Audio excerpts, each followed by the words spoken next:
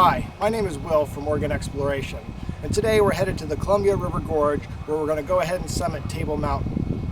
Now you may be saying Table Mountain's not in Oregon, and you're right, it is in Washington, but the thing about Table Mountain, it's a great fitness program for those of you that want to go ahead and summit Mount Hood.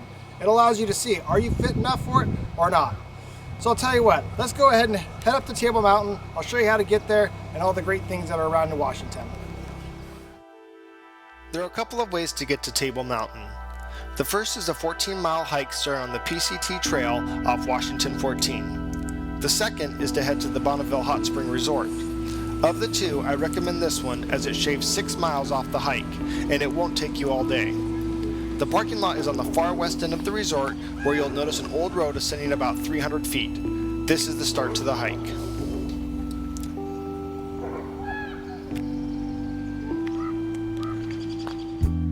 Once you ascend this road, you will see a T intersection. Just head left and do a quick right to enter the shortcut trail. Now if you look up in the trees on the right side, you will notice a sign giving you some insight on distance.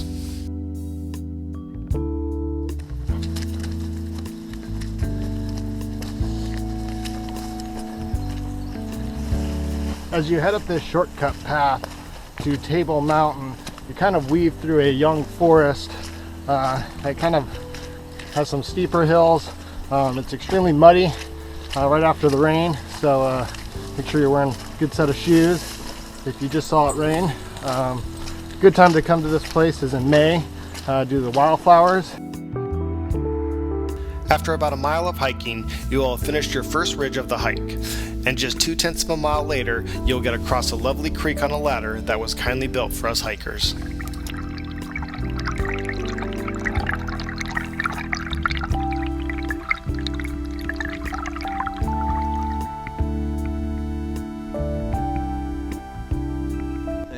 Just after the creek crossing where you pass a little ladder, you're going to notice this open field right out here.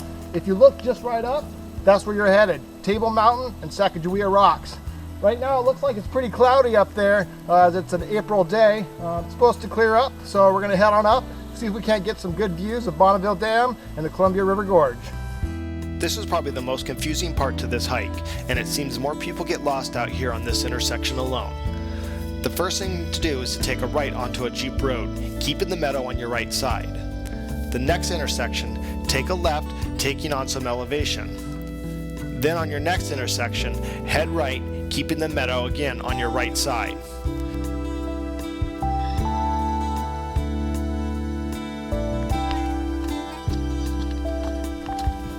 Once you head up this ridge, you may notice a few side trails. On your left, you may be able to spot out Carpenter's Lake.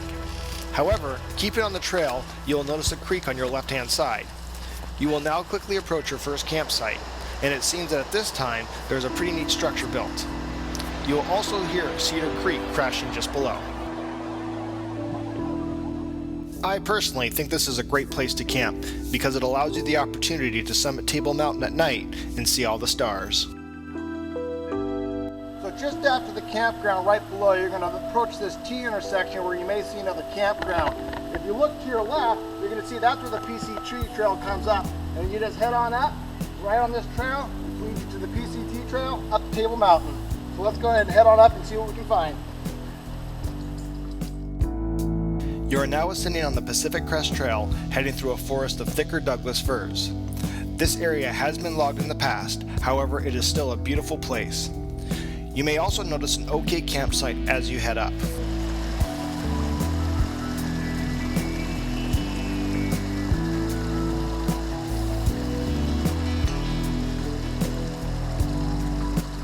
Once you hit this sign right here, you've approached the main entrance to Table Mountain. This place is called Heartbreak Ridge, and its name really speaks its truth. This is probably one of the toughest hikes within the Columbia River Gorge as you head up 1.3 miles, traversing almost 1,600 feet. So let's go up there and see how tired we can really get. As you head up this trail, you'll notice these Heartbreak Ridge signs. Follow these as they'll keep you on the right trail, which is straight up.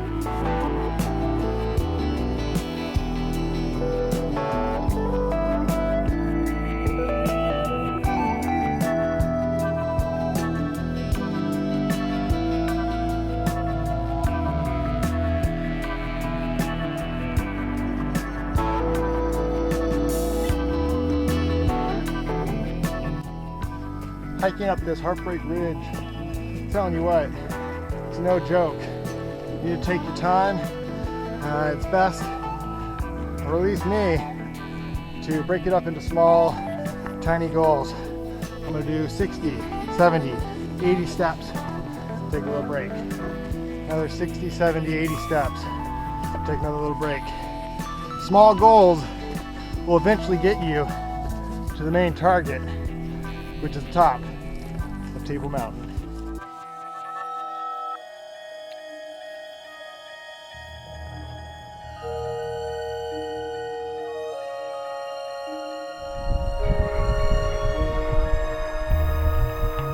Right now we're getting a pretty epic view of Table Mountain.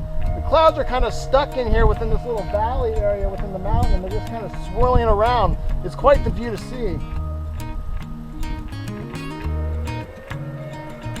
God, that's so cool.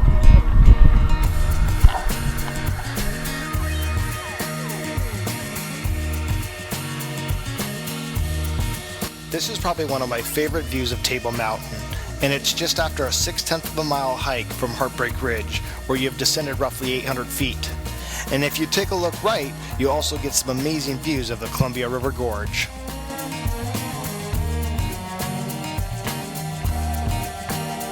Once you leave that small little saddle and you can see that good view of Table Mountain, you do your only descension before heading up to Table Mountain. So take it in, enjoy that short little stretch, and just know that the worst is coming. Once you get done with a few more switchbacks, you're gonna get out of the forest and you're gonna hop into this boulder field, and you have quite the hike up here, but it's not that bad. Just take your time, make sure your footing's correct. That way you don't get any rolled ankles, and you're able to summit that mountain safely. This is considered a tallest slope, where you'll generally stay on the left side as you climb up. When you hit the top, you'll wiggle yourself through the forest up to the top of the cliff. If you are wary of your feet placement, it is recommended that you bring your own helmet for this section of the hike.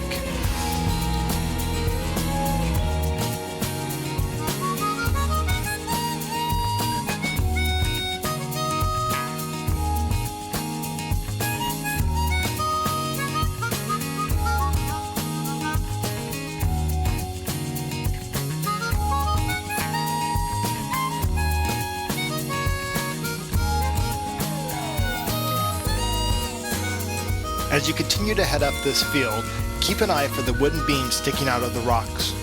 The very last one, you'll notice that there's a trail that appears on the left side. Go ahead and take that, and you're on your home stretch. 0.28 miles to the summit. We're almost there. We're gonna head up right and take a look at this gorgeous view on top of Table Mountain.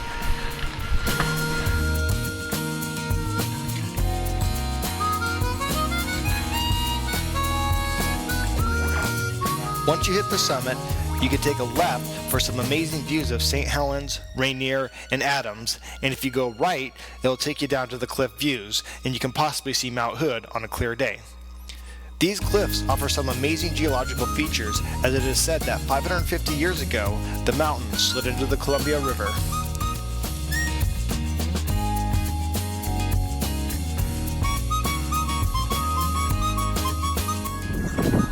So we finally made it up to Table Mountain.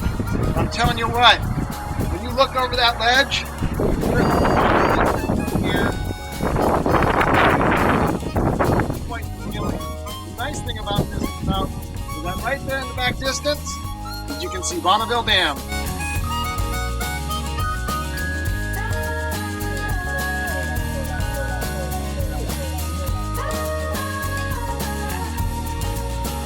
Now it's time to head back down the mountain using the loop for some additional views.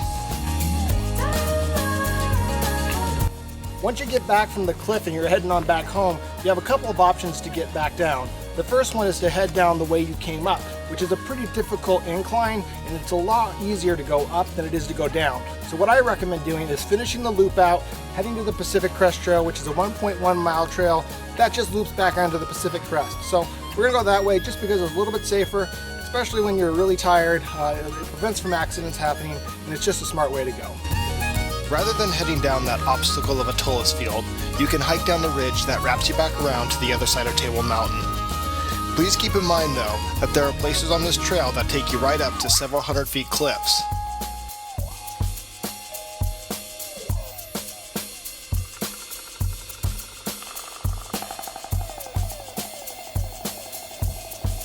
As you head down, you can also get some great views of Hamilton Mountain within the Beacon Rock State Park. You may also notice this lovely waterfall in the distance.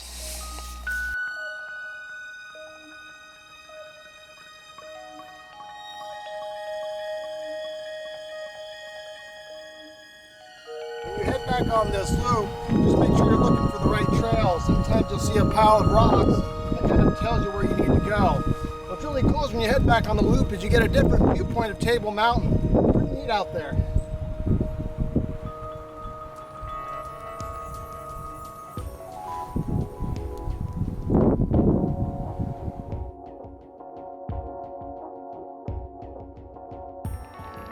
This last stretch can get a bit tricky, especially when wet, so it is advised that you bring trekking poles for the way down, as it will keep your knees comfortable and prevent falling due to the sliding rocks below your feet. You may notice when you're hiking down on the loop that you're going to find a lot of side trails that allow you to overlook some more cliffs. To be sure that you're staying on the right trail, just look for these little flags right here. It just keeps you in control and allows you to stay safely and get you back to the Pacific Crest Trail.